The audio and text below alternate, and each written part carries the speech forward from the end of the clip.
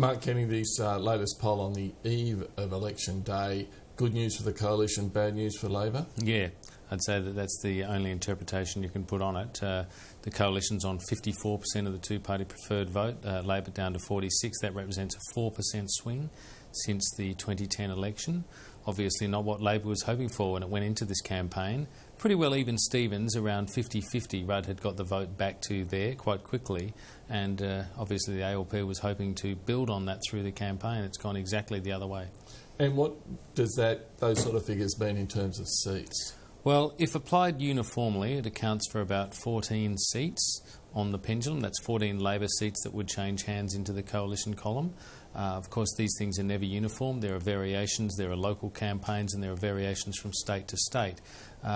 We know, for example, the ALP is travelling badly in New South Wales, the largest state and the state where there are the most seats, which is bad news. It's a bad place to be travelling badly in. So there could be a whole swag of seats that go from Labor to the coalition from there.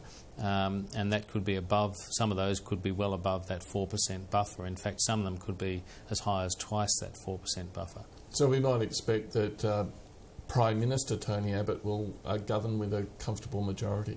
That's what it's looking like at the moment, that the next Prime Minister of Australia, the 28th Prime Minister of Australia, will be Tony Abbott, that he'll be governing with a comfortable to large majority. Now, there's a sort of hidden trap in there. I wrote a piece some time ago saying that if Tony Abbott won and won sort of modestly, he'd probably have Kevin Rudd to thank for getting Labor back into the game. The reason for that is that if he has a very large majority, he has lots of newcomers, you get people winning seats that you didn't expect to win, so you get the kind of the odd sort of unpredictable person, or maddie as you might call them. And you also just get a lot of very ambitious people who are looking to make their way in the game, looking to establish a profile. Some of them do that well, some of them not so well. But for a Prime Minister, you really want everyone to stay tight, keep the peloton tight, as he's done in opposition. And if you have too big a party room, well, that can be sometimes quite difficult. And just finally, as you said, Kevin Rudd had brought the polls back to about 50-50 before the campaign started. Your conclusion then on the campaign, did Labor lose the campaign? It looks like Labor has lost the campaign fairly decisively, fairly methodically, if I can put it like that. There's been something like a 1% drift in Labor's vote every week of this campaign, accounting for 4% till now. So that's not what you would want to do when you're trying to win an election, obviously.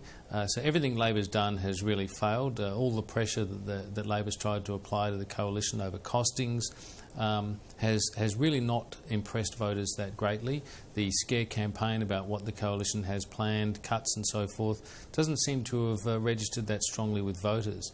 On the other side, Labor has really not had a lot to say of a positive nature once the campaign was off and running. So Kevin Rudd promised to be more successful than Julia Gillard, but at this stage we don't know for sure that he actually is going to be. Okay, Mark Kenny, thanks very much and enjoy polling day. Thanks, Chris.